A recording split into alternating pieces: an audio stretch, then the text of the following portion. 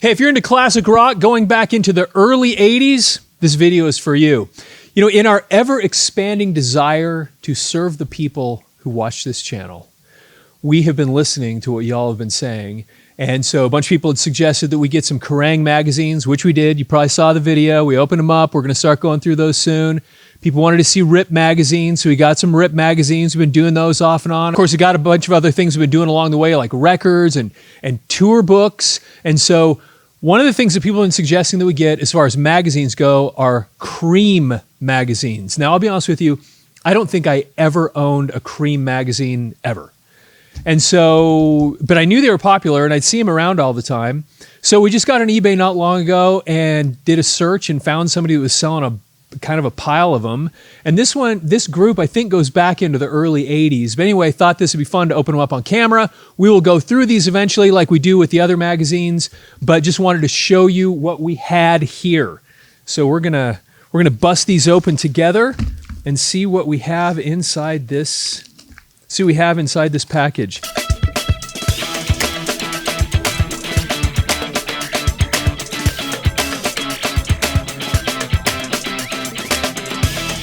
Okay, opening up the Ziploc. This is kind of fun. Let's see what we've got here. All right, so here's the first one. Okay, so this one looks like it's from March of 1983, $1.95 for this magazine. And let's see who we have here. We have Rush. So if this was, what did I say, March of 1983, so this would have been like Signals time period, Devo, Plasmatics, man, Beatles, Yoko Ono, 83, David Bowie, The Who in 82, Adam Ant, Peter Gabriel, Missing Persons, Rick Ocasek, English Beat. Like this one's gonna be really, really fun. So we've got The Who here, and in 1983, this would have been, and I think I have this album, the It's Hard era. And I don't think, we didn't see them put out a studio album for a while after that. So then Pat Benatar, she was so big. She was so popular in the 80s. We talked about that in a video not long ago, and it was just amazing. We started going down the list of all of her hits, kind of unreal. So Van Halen, so we have Eddie Van Halen, David Lee Roth in 83, of course. This is right before 84. So this would have been in the Diver Down period. So in March of 1983, so we were just a little bit less than a year before the big album 1984 would come out, and then that would kind of mark the end of that phase of Van Halen. The Clash, this is Combat Rock time period. Do you remember when Combat Rock came out? We actually ordered that one recently and got that one in on one of the records we ordered, and we'll be doing a video about that one soon. Do you remember how big Combat Rock was? The song Rock the Casbah, that thing was everywhere. And Should I Stay or Should I Go? Those songs, it was unbelievable how big those things were. And then Robert Plant, of course, at this period, this was right around that Principle of Moments time period, but I think he would have still been on the maybe Pictures at 11. I'm not sure if Principle of Moments had come out at this point, but he was. I actually really, really liked the early Robert Plant solo stuff. So anyway, it says David Bowie calendar poster. And on the back we have just an advertisement for Ludwig drums. Look at that kit. Wow, that is that is a serious drum kit. You would need 6-foot arms to manage that. Okay. All right, let's see. Let's move on to the next one. Oh, and speaking of Pat Benatar, looks like on this one, she is the cover girl on this Creem magazine, Pat Benatar. Like I said, she was so big. I remember the video for Love is a Battlefield. That, I don't know what it was, but there we were in the early 80s when you had so many just cheeseball, silly music videos, and then Love is a Battlefield. I don't know what it was, and maybe I should go watch it again and just see if I still think of it the same way. But for some reason, that one just had just more authenticity, intensity, felt more like a film kind of like back in that same era when Hungry Like the Wolf came out. It actually felt more professional. I don't know what it was, but it just, so many of the other, the videos that were out at the time felt so silly. And then these felt, like this one felt just, at least as I recall, more cinematic. But she was so great. She had so many great tunes, Pat Benatar. So Debbie Harry, of course, from Blondie, Rick Springfield, he was a big deal back then. You know, he's kind of had, I mean, he actually had a few hits, but Jesse's Girl, of course, that one's kind of probably paid all of his bills for years. Stones, Tattoo You. Do you remember when Tattoo You came out? It was funny because it was a little bit like they'd gone off the radar a little bit. And then I remember when Tattoo You came out, and then the next thing I know, they're playing at, I think, Folsom Field in Boulder, Colorado. And that just became this huge thing. And then all of a sudden, it was kind of like the Rolling Stones were back. And they were establishing themselves at that point as just legends. Kind of just really interesting time. So ZZ Top, Ozzy Osbourne, Death Screams. Hang on just a second, this will be really quick. With hundreds of videos on our channel now, we've made playlists to make it easy for you to find whatever the thing is that you're interested in. We have a playlist with all of our Rush videos, Kiss, Led Zeppelin, Van Halen. We have categories like 80s metal and even our popular magazine flip-throughs, where we go through page by page with Circus Magazine, Hit Parader, and others, all in 4K resolution. You'll find it all organized and ready to explore. Just click the playlist tab on our channel's homepage. All right, back to the video. So by November of 1981, Diary of a Madman would have just barely come out. And that was, man, that was such a great album. I actually, to me, when I look back at Ozzy, that's still, to me, that's kind of his peak. I think that was just so amazing, that album. So, and this would have, again, this would have just barely come out at that point. So Pretenders, Chrissie Hynde, Creem Guide to Guitar Strings, Go-Go's. So, all right, very interesting. And there's Mick Jagger again. I mean, he was just, it's amazing. He was just kind of, it's just amazing how they stayed relevant for so long. Even today, they play these huge places. It's just astounding what they were able to do. And then there you go, Debbie Harry. So I don't think I never had this. And I cannot speak intelligently about it. I remember seeing it in the record stores, Debbie Harry, and it was such a cool looking album cover. But I honestly can't tell you anything about this record. I just remember that it came out. I remember seeing it, and I like Blondie. You know, I think all of us did back in those days. But yeah, really, really cool album cover, but never owned it. And maybe we should. If there's a reason, if there's some good stuff on here, let us know, and we'll get that one in here and maybe have a discussion about it. Okay, what do we have next here? Okay, so we have Ray Davies from the Kinks. Isn't that fascinating? How these guys also, how they just kind of give the people what they want. How they almost resurrected themselves, and I wonder. I was a young person at the time, so I wasn't watching it, but how much of their resurgence when you got into the late 70s and early 80s was the result of Van Halen doing You Really Got Me? I mean, I don't know. I'm just actually right this second asking that question. Because I remember when I was a young kid, all of a sudden seeing the Kinks coming into concert. I think I've talked about this on other videos. Some kids showed up at the school one day with a bunch of Kinks shirts on, like they'd been in concert the night before. And I remember knowing at least enough at the time thinking, wait, aren't they that 60s band? Are they still popular? And then what you realize is they had resurrected their music when they did that song Paranoia. And what they really had done is taken their old classic All Day and All the Night and they'd kind of repurposed it. And so maybe between that and You Really Got Me with Van Halen, they managed to keep themselves, I don't know. I'm just saying that they were still around, which was kind of fascinating. Of all the bands from the 60s to still be relevant at the time, to have the Kinks as big as they were is just kind of interesting. So there's Rick James, Debbie Harry, John Entwistle from The Who. So he's no longer with us, obviously, but he was such an interesting bass player. If you ever watched him perform. And anyway, he was a really interesting guy. So then we had Billy Squier right there, Go-Go's, Hall & Oates. Man, early days of Squier and Hall & Oates. That's interesting stuff. Well, wait, what was the date on this? December of 1981. Yeah, so it was early days for that stuff.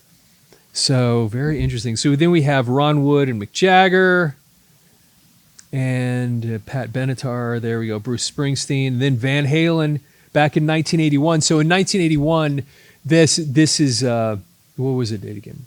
Yeah, so this would, in 81 of December, this would have been Fair Warning time for Van Halen. So, all right, so let's flip this over and see. That's interesting. All these magazines, what they've had on the back. This one we have DiMarzio. So, very interesting. DiMarzio pickups. All right, cool. Yeah, it's interesting on the back of these things that it's been, was it all of them? Weren't they all? Oh, no. One of them is Debbie Harry. Two of them have been musician-related things, drums and guitars. Okay, what's next? The Police.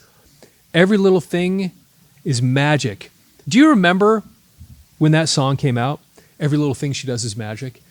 I still love that song, and it really showed their kind of ability to take that reggae feel and turn it into kind of an awesome pop song. But that really is, they had so much of that, just that reggae beat in their stuff. And I remember loving this band so much. And it was kind of funny because I had convinced my dad to take me to my first concert. And originally I asked him to take me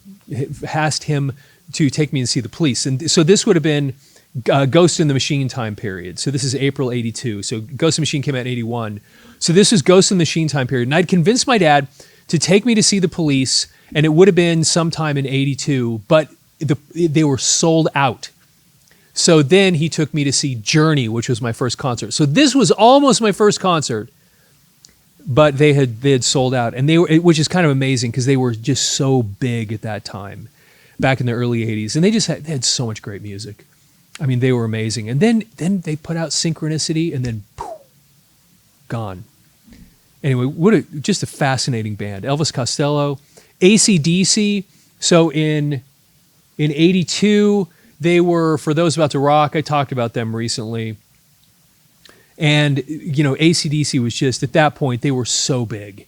Because they had Back in Black, which was just top shelf. For those about to rock, I don't think it was as good as Back in Black, but it was awesome. And they were just huge. And so anyway, this would have been that time period. Oh my gosh, Bob and Doug McKenzie. Oh man.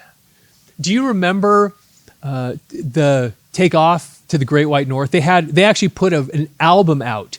And it was so many of us, I remember this. So many of us were talking about it when we were kids because who did they have on that album with them? On the song called Take Off to the Great White North, because they go coo loo coo coo coo coo coo coo. Remember this? And you remember who they had on it? They had Geddy Lee. And it was hysterical because, of course, they were spoofing, Canada, Canadians, and then they start doing the song and they introduce Geddy Lee, and you go, oh my gosh, that's really Geddy Lee that they're talking to, and I remember one of them said, did our lawyer talk to you? And Geddy Lee goes, yeah, $10 is $10. It was so funny, and those guys and the guys in Rush had a great sense of humor. And anyway, Bob and Doug McKenzie. That was so, Rick Moranis and, I can't think of the other guy's name. I'll think of it in a minute. And then there's Black Flag, Black Sabbath, Life After Ozzy. So this is interesting because this is going to be talking about Ronnie James Dio. Because at this point, in April of 1982, they were firmly established with Ozzy gone and Dio was in.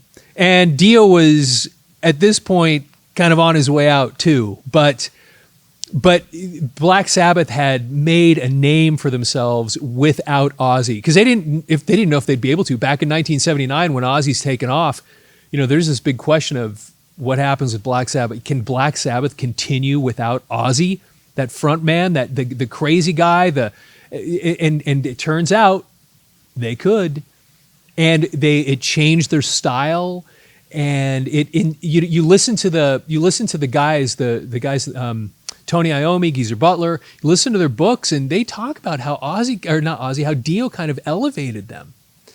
You know, because Dio walks in, he can play instruments, he can write lyrics, you know, and which is a whole new thing for Black Sabbath. And you listen to them, and it was kind of like this breath of fresh air for them.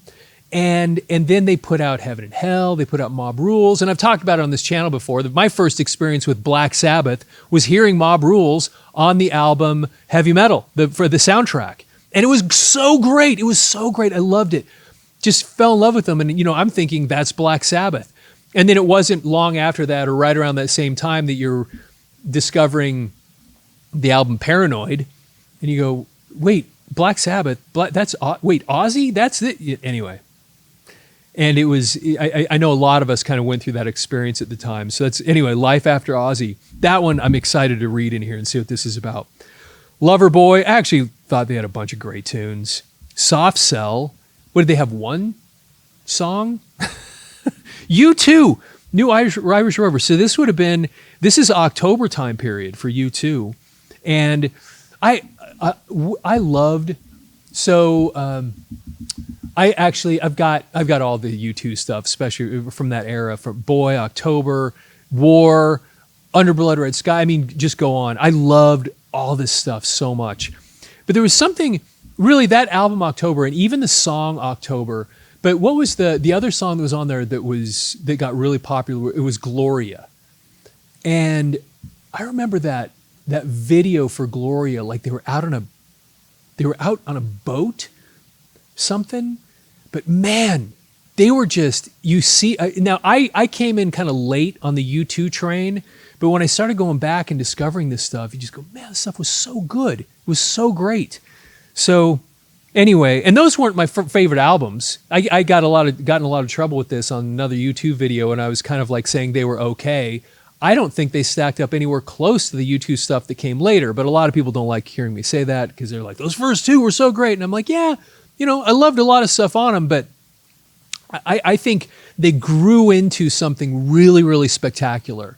And those first few albums, the first two especially, were, to me, them kind of getting their feet under them, you know, figuring out who they were. And then by the time War came out, boom, they were just so great. Let's see here. So the Blasters, I don't know anything about them. Joy Division, yeah, they were something. Del Shannon, Midnight Flyer, Frank Sinatra. Rod Stewart, bonus color poster. And on the back, more music-related stuff, guitar pedals. Another original, MXR. I don't know anything about MXR. Do you know anything about MXR pedals? They have time delay, phaser, overdrive, sustain, and preamp. I don't know.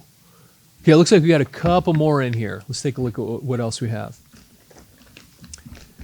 Okay, ooh, this one has, speaking of the Rolling Stones, this one has Mick Jagger on the cover. And if I can say so, not the greatest Mick Jagger picture I've ever seen. So, all right, so who do we have in here? So we have The Police, bonus color poster. This one is January of 1982. John Entwistle, there we go, The Who again. Stray Cats, yeah, they were coming in at this time. Do you remember when Stray Cat Strut hit? How big that was? And because it was just, you know, it was that rockabilly sound, and it was kind of fun. And anyway, I don't know. I didn't love him or anything, but Brian Setzer was pretty hot. You know, he was a great player, and it was kind of a cool thing to have come in at that time, to have that style, that 50s kind of sound, that rockabilly. And he's playing that big hollow body guitar, and it just had that. Just had that cool, again, rockabilly feel to it. It was good stuff. Mink DeVille, I don't know anything about Mink DeVille. Jay Giles, they were a pretty big deal. They had some big hits. Ian Hunter, Devo, I think we already talked about Devo, didn't we? So they were such an interesting group too, and that song. But I think the first time, Whip It might have been the first song I ever heard, but I think the first one where I became familiar with them was Girl You Want. She's just a girl, the gay. Because what had happened is we never had MTV, but we had this like public access television station that was broadcasting out of Boulder, and I think it was Channel 12. And on that channel, every Sunday morning or something, they'd play music videos for a half an hour or an hour. And I'd throw in a videotape and I'd record them just to give me something, so I could have a connection to music videos. And that's where I discovered Iron Maiden. That's where I discovered the Cars. I've talked about that before. But one of the other ones that I recorded was that Devo video for Girl You Want. And it's such a cool tune. It had this, I don't know, this great rhythm, and the singing and the video was so weird. And that was kind of Devo's thing anyway, wasn't it? But it was a great song. It was such a cool tune.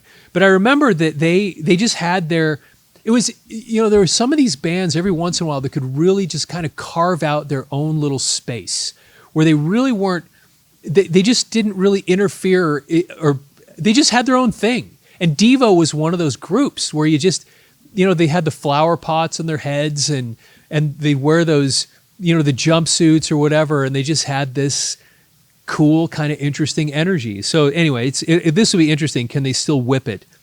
The Psychedelic Furs. So I remember, I actually love the Psychedelic Furs. And a lot of people know them for the song Pretty in Pink, of course. That put them on the map probably more than anything else before did. But they had I saw them on, I think it was the show called Rock and Roll Tonight.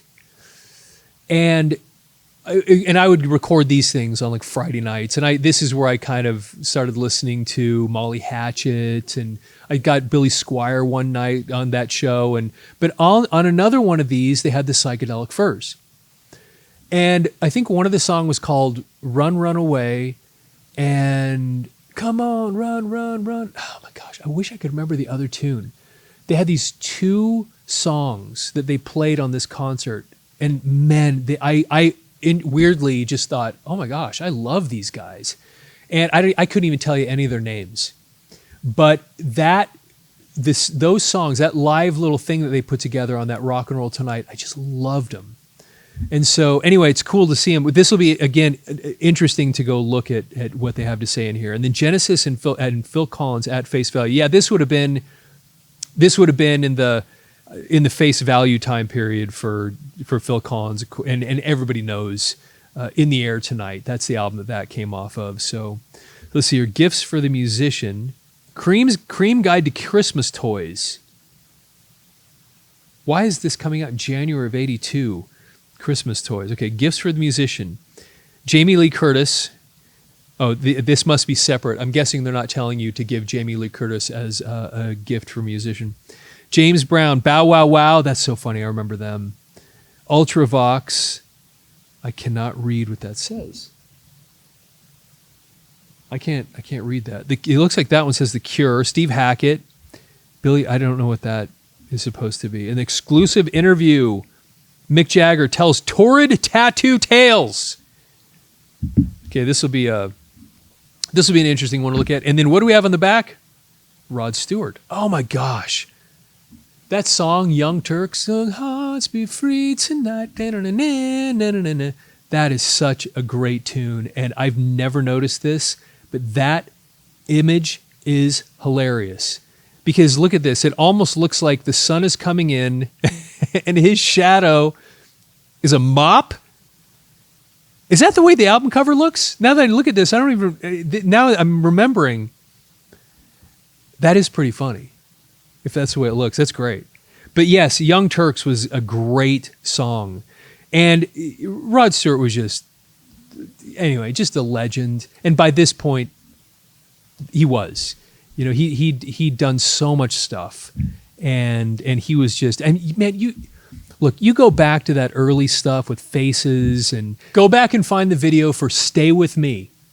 And Ronnie Wood's playing with him. And if you've ever wondered why Rod Stewart is a legend, why people loved him, just watch that video. It's on YouTube. Go do a search on it. Stay With Me. And you look at this and you just watch him, and he just has this charisma, and then his voice is just so cool. And anyway, he was amazing. When you put him back in his heyday, just, you couldn't beat Rod Stewart. He was great. And the other thing that a lot of people don't realize, or at least I didn't realize, and I'm assuming since I didn't, a lot of people similarly, I didn't realize how involved, I always assumed he was a singer and not a songwriter, but which was a total mistake for me, because a lot of his greatest stuff was his songs. And he just was just massively, unbelievably talented guy. I don't know if he wrote this song for sure, because he didn't write everything that he did, but this song was so amazing. And so anyway, Rod Stewart's always been, he's just always been one of those guys I've always loved. Just super talented. Okay, one more magazine. Ooh, and this one's going to be good. This one I'm excited about. Okay, who do we have on the cover of this one? The mighty Led Zeppelin right there. So this is from February 1983. So this is interesting because this is a couple of years after Bonham is gone. So we have Prince. Prince, oh my gosh. Yeah, talk about a talented guy. I mean, Rod Stewart, but Prince, wow. I mean, not only did he write everything, he played everything and produced everything, and he was doing that from the time he was 16 years old. He was incredible. So Marshall Crenshaw, The Clash again, Blondie. So Led Zeppelin, new LP reviewed, The Last Word or More to Come. So if it's new LP reviewed, if it's 83, they must be talking about CODA here, because this was obviously a few years after In Through the Outdoor. The Way They Were. Well, yeah, this would have been this period. This right here was in that last, was at the end. They were almost over. Bonham was not long for the earth at this point when this picture was taken. So Steve Winwood, Motels, Psychedelic Furs again, Flock of Seagulls. Man, it's interesting sometimes when you find one of these bands, and Flock of Seagulls is one of them, where they make an entire career for 500 years on one song.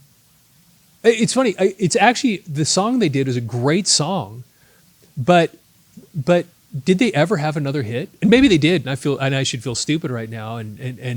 But I don't think they did. They had that one tune, and they just, for years, decades, I bet you they could go play a concert in Las Vegas right now, and people would show up because of that one song. And then, of course, he had that hair that was kind of unique there at the beginning of the 80s. So kind of like the 80s picked up on that kind of look that he was sporting early on. And so anyway, this is kind of interesting just to bring them up, see that name on here.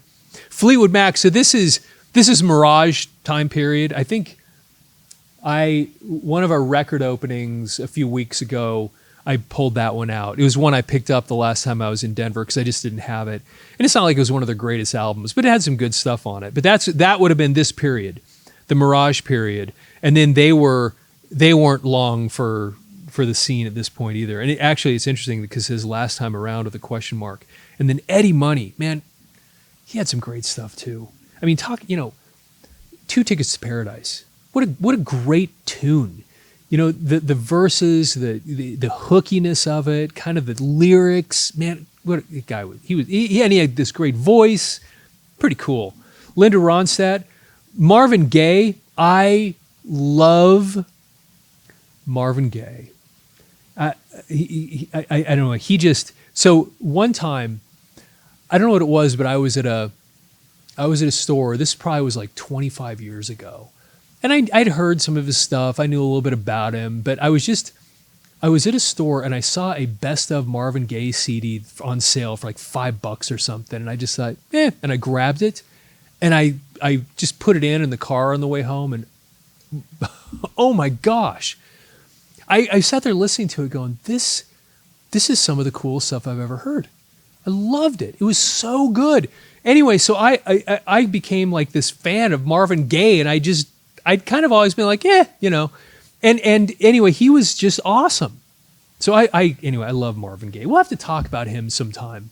Maybe I'll go find that best of thing and bust it out because there were so many great tunes. Joni Mitchell, Hall & Oates, Donald Fagen, English Beat, Gun Club, and Yellow. Actually, Donald Fagen, of course, Steely Dan. if this is he had a, because he was doing a little solo stuff. He even had a song on. It would have been before this, maybe a couple years before this, but he had a song on the album Heavy Metal on the soundtrack for that movie.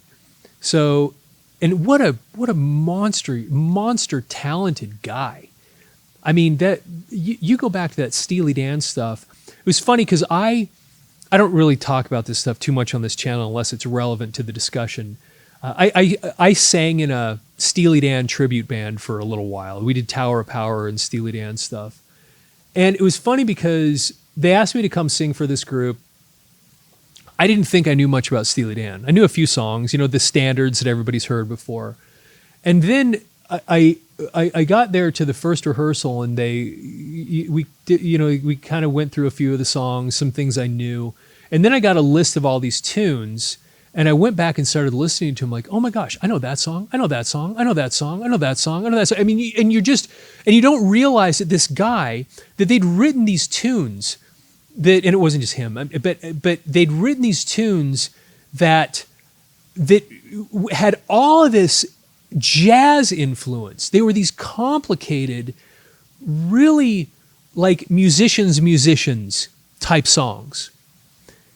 And like above my head, like I'm a guitar player, but I can't really read music tradition. I mean, if I really go slow, I kind of can, but I get into this place when I'm playing with these guys, and it was a full horn section, and you listen to this stuff and you watch these guys playing this music, and you're just kind of blown away at just how talented the top shelf skill and songwriting and production and everything that went into the stuff they did. It was so good. Anyway, so I gained a whole new appreciation for Donald Fagen, where I would have just kind of blown past his name. How long ago did I do that band? That was actually, now that I think about it, it was like 20 years ago. It was a long time ago. But prior to that, I would have just kind of blown past it. Yeah, and Reeling in the Years, a couple of these other tunes. But then, after that experience, all of a sudden, now I've got a bunch of their stuff in the collection because I'm like, I love these guys. It's so good. So, and I know I have a cousin that it's like his favorite band too. So anyway, didn't mean to get off on that, Donald Fagen. All right, backside of this one. Oh, interesting. So this is, again, more music stuff, but this is Roger's drums. And so we have some different drummers on here. Rod Morgenstein. I talked about this before. A friend of mine, he's a friend on Facebook now, but he was a friend when he was one of these guys I ran into on the bus one day. We were just, back and forth from school. And he had this really long hair. And we were just talking one day about music. And he started talking to me about the Dregs, Dixie Dregs. And I had no idea who they were. I'm what, 11, 12, something like that. I don't know. It's somewhere in that neighborhood, maybe a little older, but I was pretty young. And so he invited me over to his house to listen to some records because he knew I played guitar and I liked music. And you remember we used to do that. You just go hang out at somebody's house and listen to records. Well, we went, I remember going over to his house. We went down into his bedroom and he pulled out these Dixie Dregs records. And so I'm sitting there experiencing these things for the first time. And this is the first time I ever heard the name Steve Morse, first time I ever heard the name Rod Morgenstein. And he starts giving me an education on the Dregs. And it was so funny because we would just sit there and he'd put a record on and we would just listen to the whole thing. Put that thing on. And you probably did the same stuff, You'd go hang out at somebody's place and you just listen to music. You put a record on and then you go through their other records. And you just sit and talk about it and listen to it and whatever. And so it was kind of a cool thing. So anyway, that's what I mean. I just remember that now that I see Rod Morgenstein there, and it was kind of a cool thing back then. It brings back some memories about his name's Keith, and I don't think he ever watches these videos, but he is a Facebook friend. I'll have to point it out to him that I mentioned him in this video. But anyway, it was. I just remember his name because Rod Morgenstein was just amazing drummer for this incredible band, and so anyway, there you go. All right, so these are our magazines. We're going to go through these sometime in the near future. We'll make videos about just going through all these magazines like we do with some of these other things. So there's the one, Led Zeppelin, Fleetwood Mac. This one, of course, got a little Mick Jagger on the cover. Got the Police on this one, which is going to be kind of fun to look at, especially the Black Sabbath stuff. That one I'm actually kind of pumped to read that. And Bob and Doug, yeah, these are going to be super fun to go through. So early Billy Squier stuff, Stones, Rick James, Debbie Harry, and then Pat Benatar. Who was cooler than her back in the 80s, man? She was just awesome. And then we get a lot, Van Halen here, The Clash, Robert Plant, The Who, a lot of amazing stuff happening here. So anyway, this is going to be fun to go through these things. But a bunch of you suggested that we get Creem magazine. So we got a bunch of Creams in here, and we're going to go through these. These go back a ways. Some of the other magazines have been doing them in late 80s, early 90s. This goes back. So this will be interesting, kind of exploring slightly older stuff than we do sometimes on this channel. So, hey, anyway, thanks for taking the time to visit with me here today. If you're not following the channel, please follow the channel and like the video. And you probably know about a bunch of things on here that I don't know anything about. So, and it's obvious sometimes, actually, when I ask the question, if you know anything about these, fill in the blanks. We'd love to hear from you. Put it down in the comments, things that you remember about this stuff. Some of these important things that maybe I know a little less about, but you'd love to get some we'd love to get your input on them and the kind of things we need to talk about when we do go through these magazines. So anyway, with that, thanks for watching this and have yourself a fantastic day.